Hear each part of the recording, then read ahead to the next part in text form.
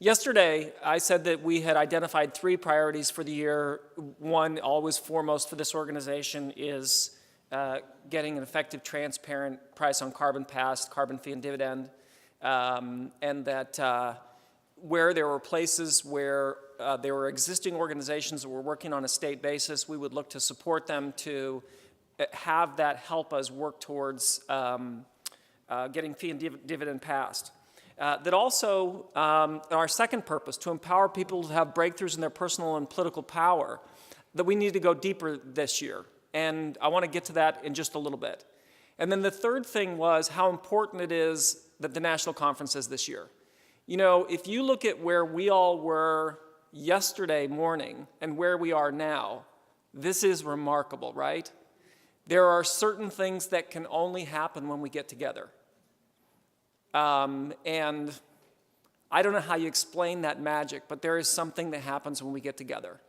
And this year in particular, having a chance to make a big statement, this is my country, this is my government, this is my democracy, it's important that we do that again this upcoming year. And then I just want to say one thing about Bruce's presentation. I think Bruce's presentation about conservative outreach really got to something that we all need to be working on. And that is just being more thoughtful people. You know, I'm convinced that most of us think other people have opinions and points of view. And we all see the world exactly as it is. You know, we think our way of seeing it is the way it is, and other people have points of view. And I think what Bruce challenged all of us is to constantly challenge our own assumptions. And to, you know, I just don't think we can do the work we do without we challenge our own assumptions of what we know to be the case. You know, I know it's obvious that everybody else needs to be right all the time, but that's about you and I also. And I think that you really challenged us very, very powerfully with that, so thank you for that, Bruce. That was remarkable.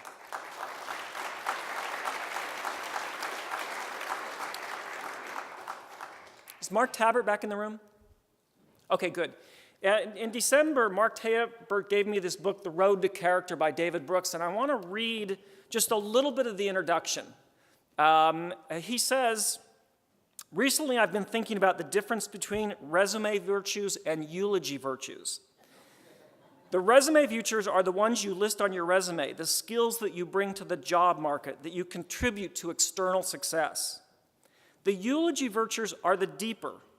They're the virtues that get talked about at your funeral, the ones that exist at the core of your being, whether you are kind, brave, honest, or faithful. What kind of relationships have you formed? Most of us would say that the eulogy virtues are more important than the resume virtues. But I confess for long stretches of my life, I've spent more time thinking about the latter more than the former. Our education system is certainly oriented around the resume virtues more than the eulogy ones. Public conversation is. 2, the self-help tips in magazines, the non-fictional bestsellers. Most of us have clearer strategies for how to achieve career success than how we do to develop a profound character. One book that helped me think about these 2 sets of virtues is The Lonely Man of Faith, which was written by Rabbi Joseph Soloveitchik, apologize for the pronunciation, in 1965. Soloveitchik noted that there are 2 accounts of creation in Genesis and argued that these represent the 2 opposing sides of our nature, which he called Adam 1 and Adam 2. Modernizing Soloveitchik's categories a bit, we could say that Adam 1 is the career-oriented, ambitious side of our nature. Adam 1, the external, resume Adam. Adam 1 wants to build, create, produce, and discover things. He wants to have high status and win victories. Adam 2 is the internal Adam. Adam 2 wants to embody certain moral qualities. Adam 2 wants to have a serene inner character, a quiet but solid sense of right and wrong, not only to do good, but to be good. Adam 2 wants to love intimately, to sacrifice self in the service of others, to live in obedience to transcendent truth. to have a cohesive inner soul that honors creation and one's own possibilities. Last paragraph I'm going to read to you. While Adam 1 wants to conquer the world, Adam 2 wants to obey a calling to serve the world. Adam 1 is creative and savors his own accomplishments.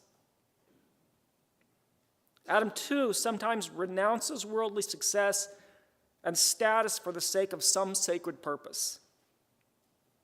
While Adam 1 asks how things work, Adam 2 asks why things exist. And ultimately, what are we here for? While Adam 1 wants to venture forth, Adam 2 wants to return to his roots and savor the warmth of a family meal. While Adam's 1 motto is success, Adam 2 experiences life as a moral drama. His motto is charity, love, and redemption. So, one of the things that we do in our January call every year is we ask people to plan out what they're out to accomplish, what they're out to achieve this year. And so, you work with yourself and your chapter, and, how many letters are we going to get, and how many people are we going to add to our chapter, and, all those kinds of things. I want to add to that the development of character, and that's one of the things that we should be at work on. I think sometimes we think some people are people of great character, and there's some people that maybe aren't as great a character, or maybe we are or not. But we don't think about it as something that we could work on. Like you exercise because you want to keep your body healthy. Well, I want to suggest that working on the issue of character, what are we doing this year to develop ourselves, to be the kind of people that we need to be, big enough to be an answer for this challenge. So I'm going to give you 5 minutes at your table, and I'm going to want to ask you to just answer at your table, what could you do to be working on character? This is really, people don't usually ask you this question, so hopefully some of the things other people will say will provoke your own thinking. But if we were to add, one of the things that we're at work on this year is expanding our own sense of character. What might you do to be at work on that? Okay, so you only have a total of 5 minutes for the whole table, so please make sure everybody gets a chance to go for a minute.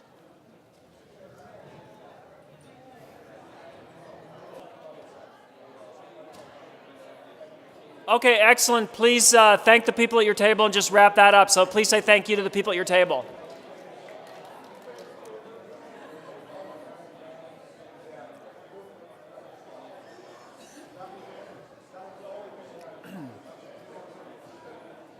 Okay, very nice. Thank you so much. Oh. This book is called The Road to Character. And you'll see that from my own notes, I haven't made notes of many pages that there are things that I was interested in. Only about 100. The Road to Character by David Brooks. The Road. Oh, the Rabbi. Oh, jeez. Okay. His book is called The Lonely Man... is Lonely Man of Faith, Rabbi Joseph Soloveitzchik. Yeah, pronounced Reynolds.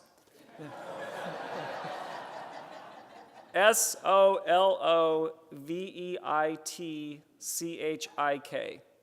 Yep, thank you.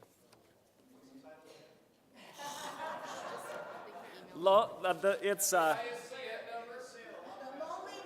Lonely Man of Faith is the other one, and this one is The Road to Character. If you decide to read Road of Character, skip the first chapter and then read the other ones, because the first one is the hardest to read. Then come back when you realize there's enough meat in what you're going to read. Okay. Thank you, Mark Tabbert, again. So if you've been around the organization for some time, you know that one of the things that I did before I came to work here is I used to work to improve the effectiveness and productivity of top-level scientists and engineers at places like Boeing and NASA.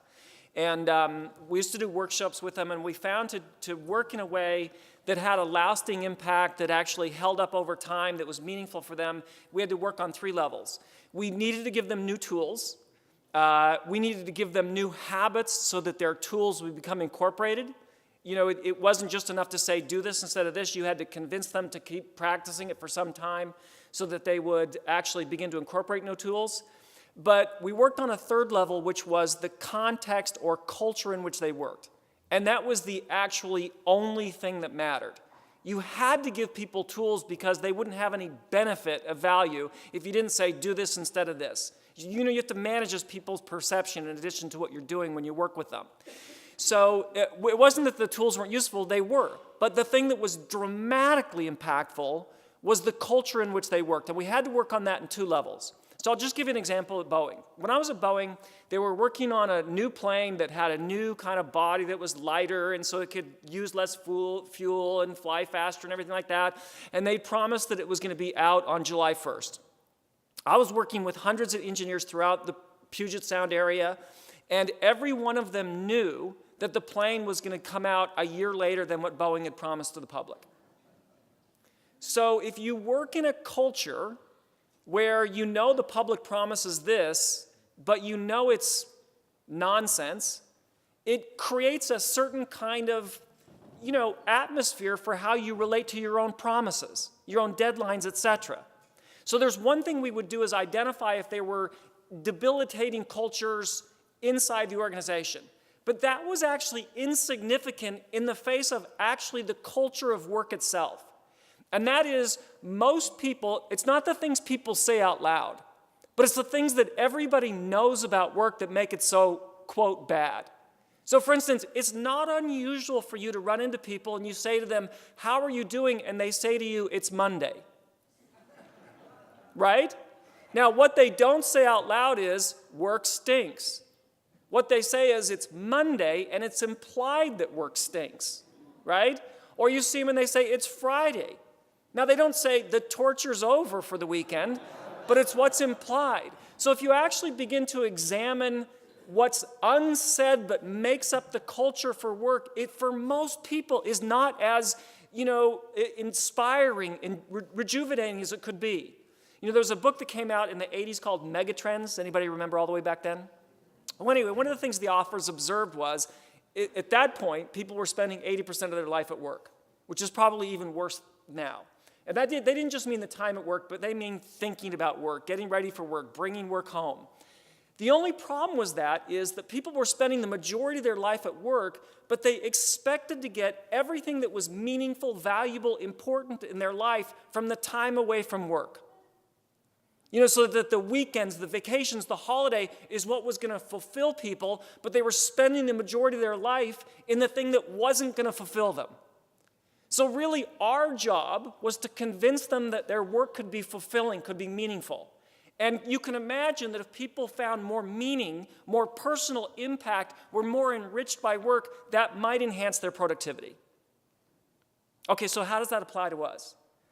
How that applies to us is what we call the Ccl Way is absolutely essential to what we do.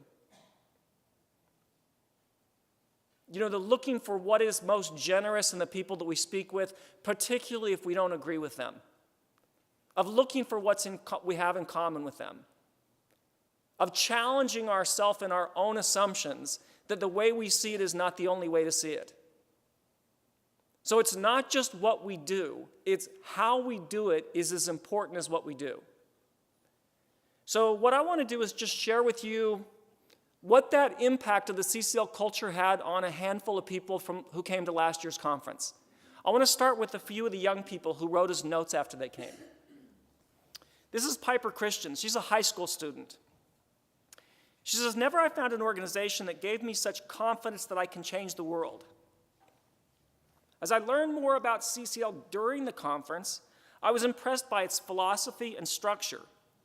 Its emphasis on organization, punctuality, and delegating tasks made it far more efficient than any other organization I've been a part of. But what made the Ccl stand out more than anything was its culture of inclusivity and respect. The lobbying meetings were so uplifting. For the first time in my life, I watched and participated in a civil, friendly discussion between Republicans and Democrats who searched for shared values and strived for collaboration.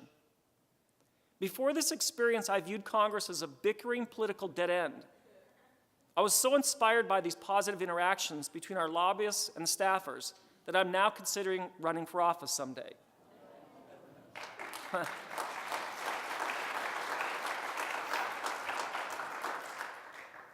Beyond the lobbying meetings, I felt this culture of inclusivity extended to me personally. Because I'm so young, I'm sometimes not felt taken seriously. But at the conference, I was treated as though my age and unique point of view were actually an asset to the organization.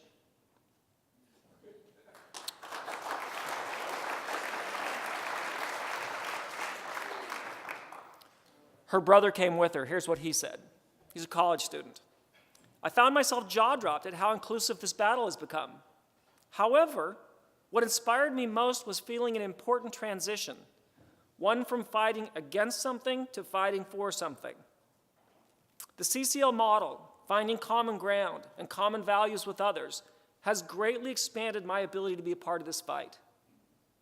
More and more, I am seeing the importance of fighting for the creation of political will, for the inclusion of more inclusion of more voices in this battle, and ultimately for a livable world. And this is finally a junior high school student. I never knew that ordinary people could wield so much power. I'd always thought that people who have big roles in our government were the only people who could bring about change. But this experience has taught me that anyone can change the world if they try hard enough. Coming away from this experience, I realized that I might have just helped change the world for the better, and that gives me hope that I can continue to do that in the future. Okay. Now how many of you were at the conference last year? Okay, so we had 2 members of Congress come to our reception, 2 members of the Climate Solutions Caucus. One was Ileana Rostlainen, and here's what she said. She says, I'm a virgin to these global climate change events. I had no idea these events were fun. She told us actually she would have come years earlier if she knew she was going to have fun. She says, Dexter and I have 3 grandkids. The 4th one is coming tomorrow. They have made me really pay attention to our planet and to the damage that we are doing to it and how we can save it for kids and grandkids. Hold on one second. She was a hoot, just so you know. This isn't on the quote, but when the other member of Congress was up there talking, she and I were standing behind the stage right here, and I said to her, so Ileana, what are you drinking there? And she says, Coke with a little bit of rum. She says, it tastes really good. Okay, and then here's what Ted Deutsch said. Ted Deutsch, remember, is the chairman of the Climate Solutions Caucus. And so he was the one where he was in line with Jay at one of the congressional cafeterias waiting in line to get lunch.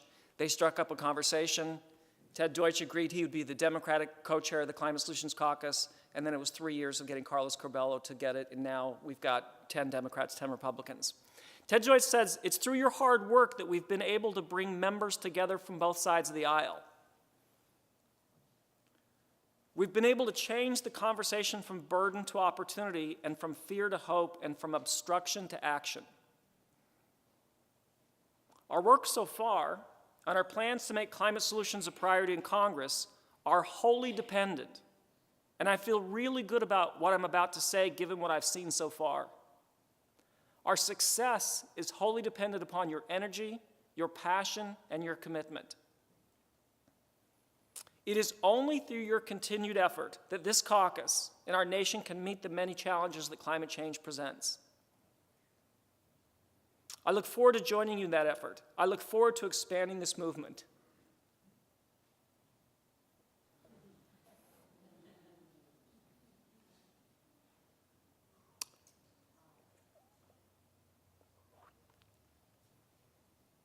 I look forward to showing that the U.S. Congress is not broken beyond repair. That's our job with these guys.